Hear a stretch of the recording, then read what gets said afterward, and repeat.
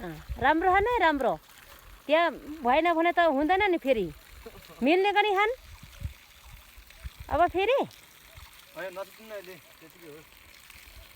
त्यो बिउ त सिध्याउन पर्छ नि सबै त्यहाँ कता कता भोरे भएको छैन मिलेको छैन कि पछि पातलो मात्रै होस् न अनि चाहिँ तिम्रो गाला रड्काउने गरिदिन्छु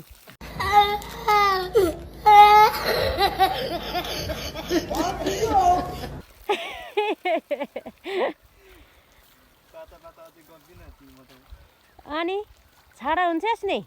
बिउ हान्न जान्दैनस् त्यहाँ छेउ भित्ता राम्रो मिल्ने गरी हान्नुपर्छ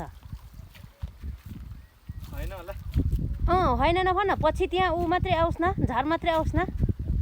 त्यहाँ कता कता खल्टा छ त्यहाँ मिलाएर लगा हान मजाले त्यो उब्रेको तल्लो घरमा अलिअलि थप्नुपर्छ अनि घर गएर सिस्नुहरू अलिअलि टिपेर लानुपर्छ सुँगुरको चारो अनि मेरो छोरा गाइजले कम्ती राम्रो हान्दैछ आमाई मेरी बसाई गजब बेइज्जती है छोरा कान्छा आमाई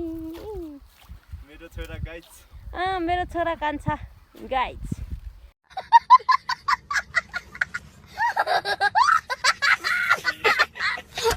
गाई अरे अब के भनेको गाई गाइज गाइज भनेको त गाई पो हुन्छ त अनि आमाई अलिक खाल्टामा थपिदे त्यहाँ एकै ठाउँ मात्रै होइन बिचबिचमा कता कता छ के छ त्यहाँ राम्रो मिलाएर अनि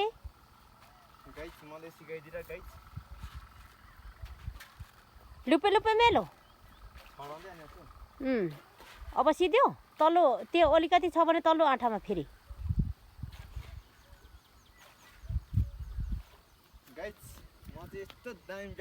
अनि एकदम गुड अनि आमै अनि मेरो छोरा यति साह्रो काम गर्छन् भने मेरो भरि कि को हो नि अब के चिन्नु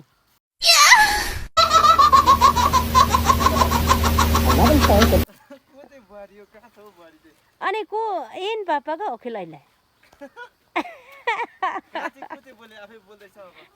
अनि म आफै बोल्छु नि अब त्यो तल्लो आँठामा थप त्यता तल्लोमै थप्नु नपखी एउटै नपखी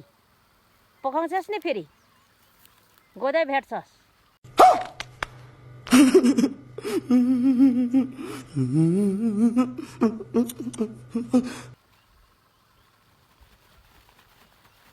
हाम्रो गाउँघर नि देखाउनु यसो खेतहरू सबै देखाउनु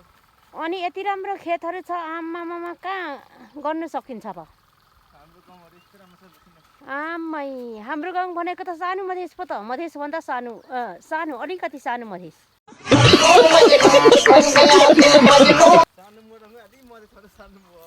मोरहङ अनि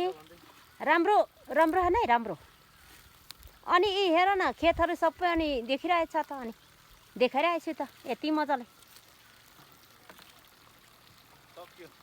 ल त्यो बाल्टिनहरू धुला ट्याप्पै सिस्नो टिपेर लानुपर्ने दालले पनि साह्रै भएन गाई आमै गाई भनेको गाई छो साथी फ्रेन्ड कस्तो खालको गाई भन्छन् अनि कहाँ चाहिँ थाम्न सक्यो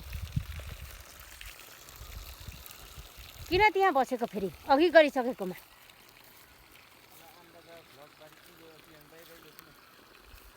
आजको दिनमा यति नै हो गाइज बाई मेरो छोराले हान्नु सक्यो अब घर घुर्ने हो बाई खत्म बाय टाटा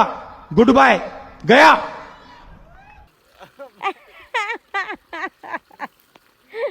ल युक्सुङ राखेको क्या बोला तूने